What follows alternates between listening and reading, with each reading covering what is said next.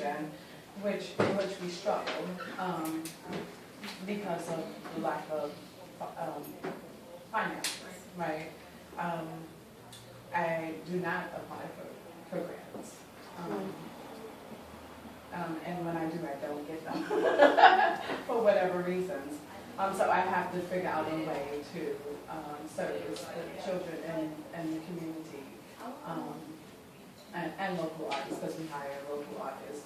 And we also train young folks to become teachers of art, of teaching music.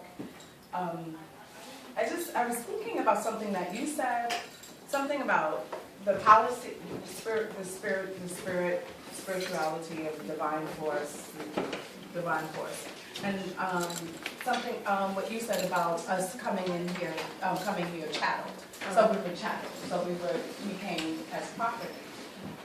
And so when you talk about a culture, right, African culture, Caribbean culture, the culture was created here. So the culture came out of our Africanness, being African, retaining that information and adapting to the environment, right? So we weren't eating chitlins in Africa, right? We weren't doing things that's considered African American culture. And Africa came out of this experience. And so when you talk about culture, African American culture, Caribbean culture, Afro-Latino culture, and you talk about legacy, and you're talking about roots and settling somewhere and claiming it. How do you do that? And so this is where this gentrification question comes in terms of how do you settle somewhere after, and claim it without constantly being displaced. We started downtown. We started downtown, and gradually throughout the years, Harlem, became the mecca of black folks throughout the diaspora. We claimed it, I guess, because African American history is the mecca, right? And so here we go again, being displaced. How do we claim something, and how do we get settled, and how do we become rooted in a place where we came in as chattel property?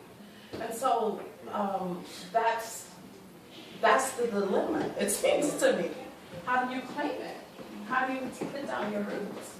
And so, this is sad for me, because then it takes me back to my ancestral memory, because this is not my home, but it's my home. Harlem is my home. I'm Harlem, but it's not really my home. This is not where my roots are, but I'm here. And so how do we claim it? How do we value an experience, and what came out of that experience out of a very traumatic experience, right? That's that. And so the arts are our expressions, right? Expressions, our voices, right? And so I know that most of the art forms that were created came out of a struggle, out of condition, right? Do we see ourselves as struggling? Do you all see yourselves as struggling, in the way that the struggle that came out of hip-hop? I mean, hip-hop came out of that struggle.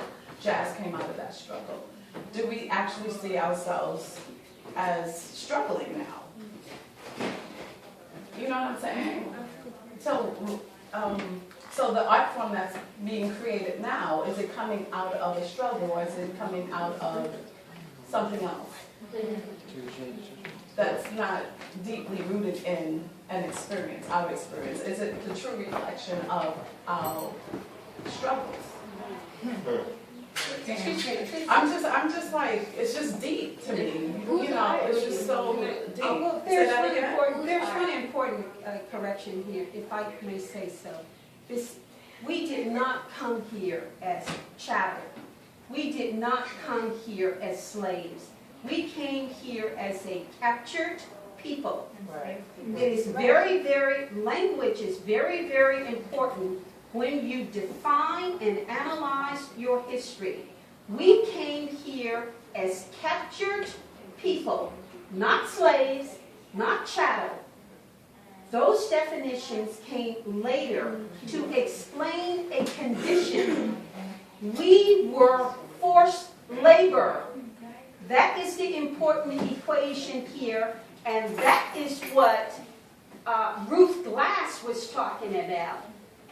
That we look at public policy in terms of history of a people.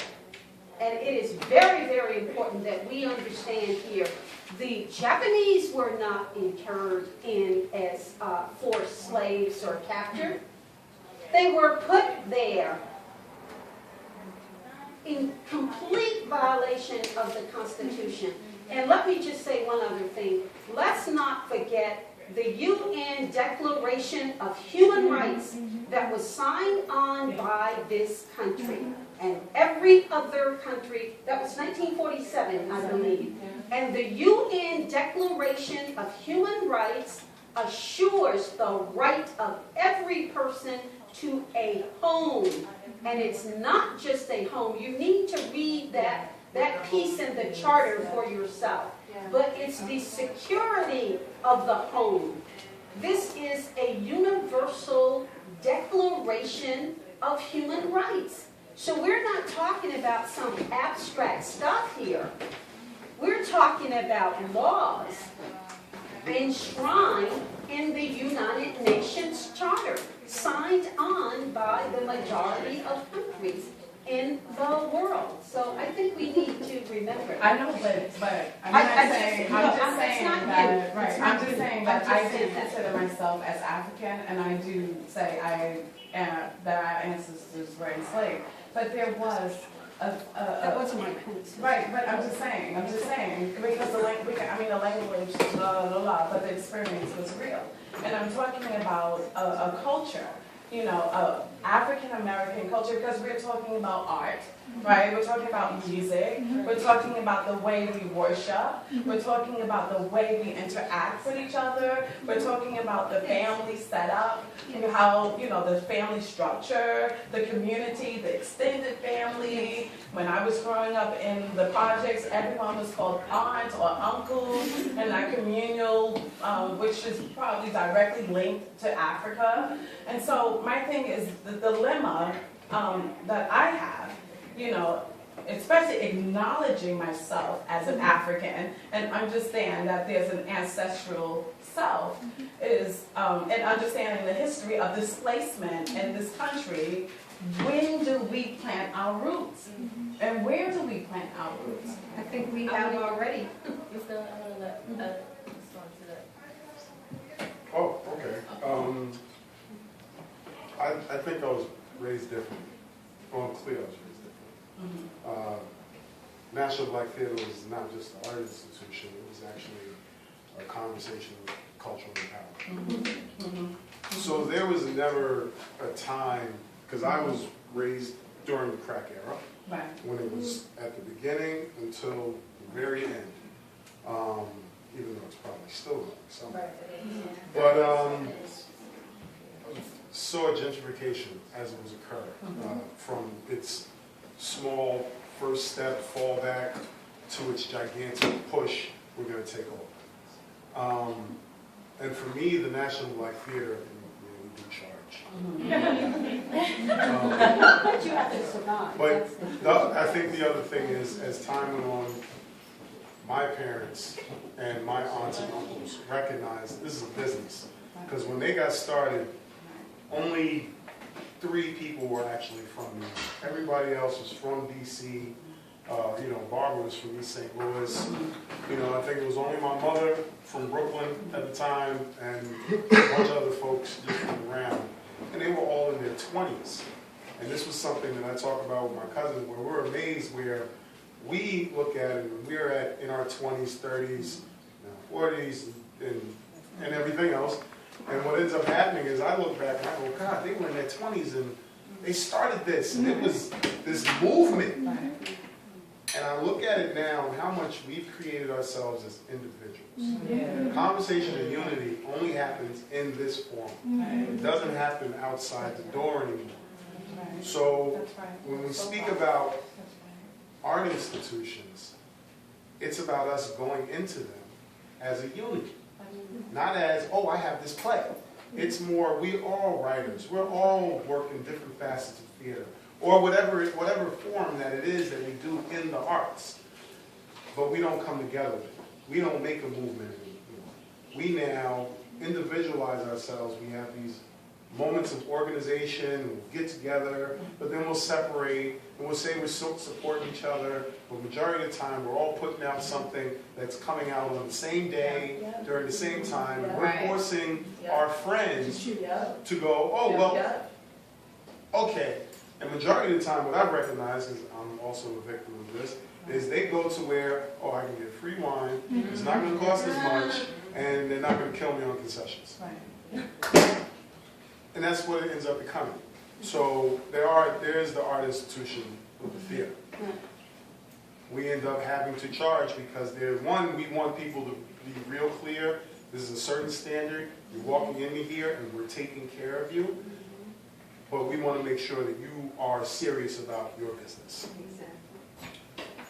And we work with people, depending on who you're talking to, to get the building. We work with people. But we do the best that we can. We operate consciousness out of circumstance. We do our best not to operate with circumstance.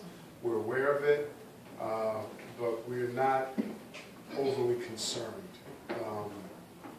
We've done some of the craziest things, we've done some of the greatest things. But again, it's one of those things where I recognize we have become so individualized, we've become our own priority. And there's nothing wrong with being selfish, but there's something wrong when you're not so much concerned about somebody else's success than you are your own. Majority of the time, everybody can come out with their own play. I mean, it's 12 months to a year. So it's not like you need to have one play running for 6 months.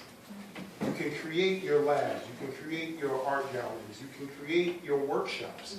You can do it together. There's nothing that says, I can't rock with them because they're also writers.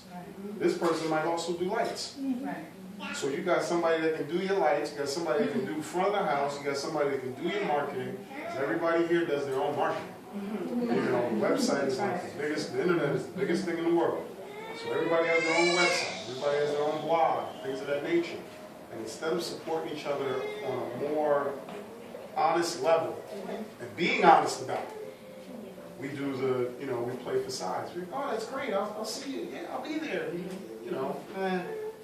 Nothing happens. So we have to take our own responsibility with these art institutions. The National Black Theater, I know, is very clear that if you come up in there, have it right. It's not going to be something where it's like, oh yeah, I have an idea to do something and, what do you think? No, have it put together. It's a business plan. You got to treat it like a business. You have to treat it, that's the problem with the majority of these art institutions. Years ago, I could never count how many black theaters there were. All on one hand. And majority of them are actually just brands. They don't have a foundation. There's no institution itself. It's just a name.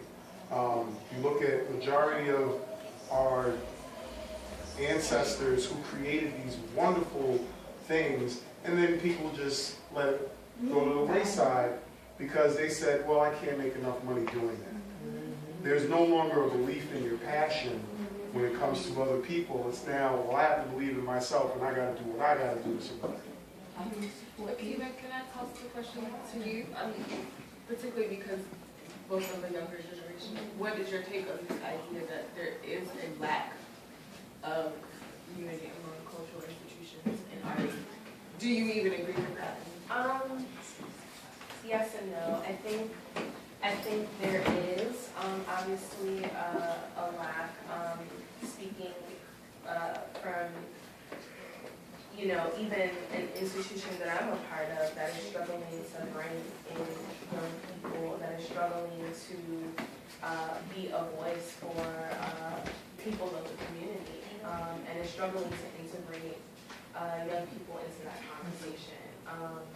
I think a part of that has to do with the fact that some of our leaders are not, and this is across the board, do not have institutional memory or do not have regional, local memory.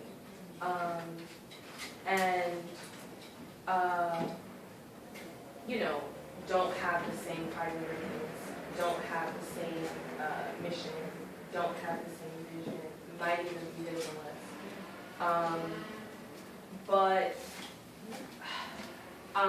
And I do think that, I agree with Eda about this sort of individualized artistic movement, because there is a movement on large, but it is individualized.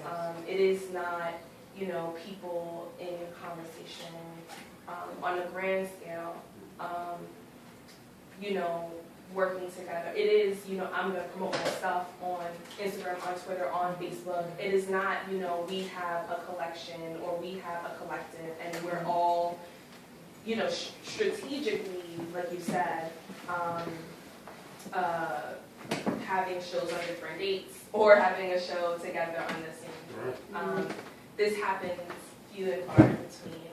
I've been struggling to make it happen on my own, outside of institutions, because in my little life, I've realized that many of the institutions that I've been a part of do not have my best interest in heart, and do not have the best interest of what young people are going through at heart. I think this is a problem of it's a problem of, I'm not sure exactly what yet, and I don't know if it's one thing, but I do know that, as you said, being like out of the civil rights movement. I mean, I think what was strategic was the fact that Martin Luther King was killed, was the fact that Malcolm X was killed, right? Was the fact that Martin Luther King was killed at the brink, of him talking about housing, talking about, because housing is about institution, whether it's a familial institution or a, historical arts, whatever institution. Him talking about, housing and it being a crisis, and talking and trying to, organize the poor people's movement.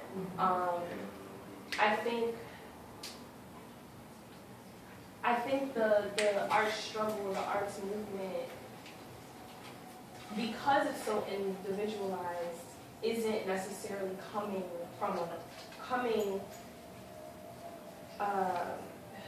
isn't working from the same place, as you pointed out, in terms of a certain awareness or thing that they're trying to fight against or fight or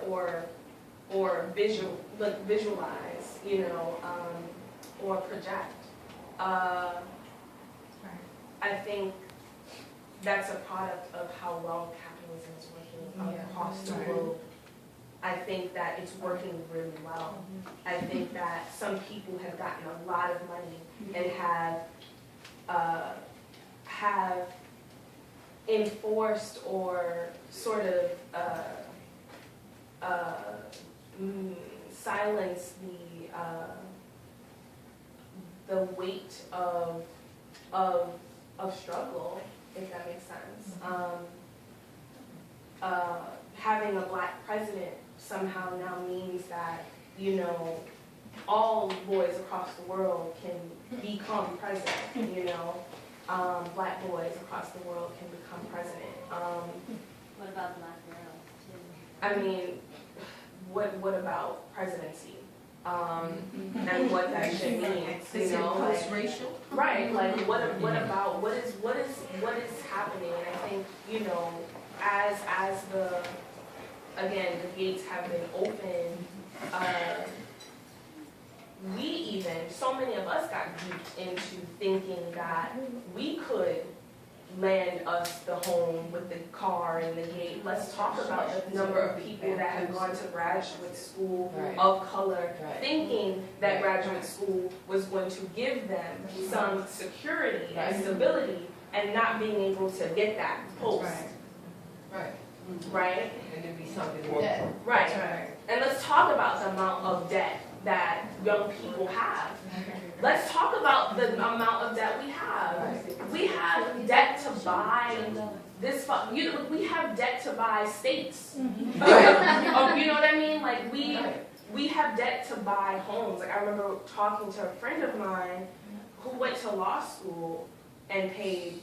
I mean, she acquired that debt, and she was just like, "Girl, we fucked up. Like we should have bought some homes in Puerto Rico. Like we should have, like, what did we do? You know, and that being real, and that being the thing that stopped me from going to graduate school, right? Because at the point in which I got the letter, and it was like, am I going to London? Am I about to pay the pound for living the pound? You know, like, am I going to do this, get this Caribbean literary degree that sounds really cute? But what is it? And what is it doing? And I think, that there's a really good article Al Jazeera put out last year, December, and it was called "Expensive Cities Are Killing Creativity." One of the things that was mentioned was, I'm gonna just read some of the points because it's really poignant.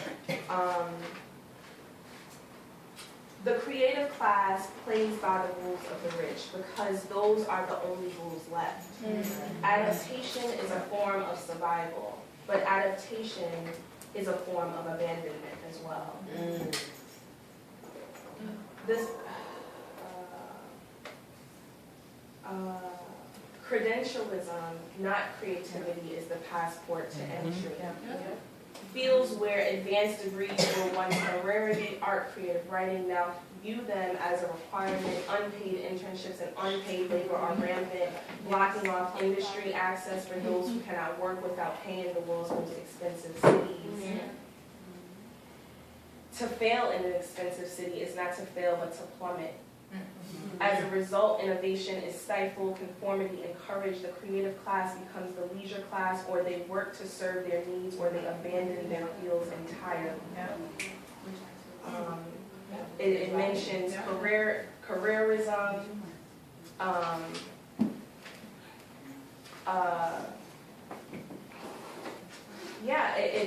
mean, basically, one of the things that the article highlights is, that to be an artist is to be, like, it's been co-opted in this way where it no longer means, I mean, not that I ever thought, like, the whole bohemian, if we're going to equate, like, the artist as struggle as the bohemian sort of thing, I have qualms with that as well, but, like, if we are to think about class and how it plays a role in people's ability to create,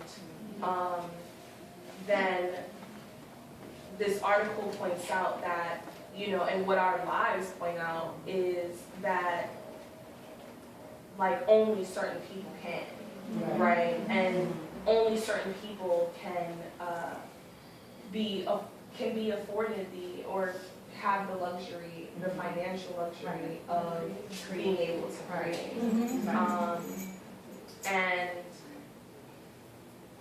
I think, like, I've been extreme, perhaps, in my, not all of my opinions about what the plan forward should be is popular, but I do not believe in cities anymore.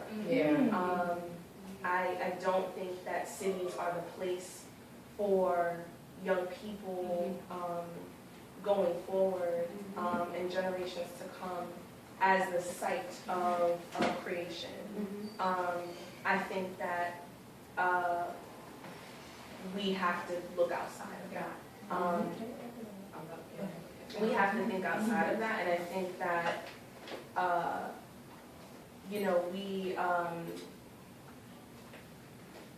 I mean, and it's, that's pretty, what's the word? It's like a double entendre as well, because like what are we creating in the city really, right? Like, are we creating our food? Are we creating our homes? Are we creating communities? Like, those things are not happening here. And so I don't know, like you, I don't know where. I've been saying Iceland. I'm just gonna throw that out. I've been, you know, trying to organize the Great Migration to Iceland, but I don't know where and what. Well, We're willing.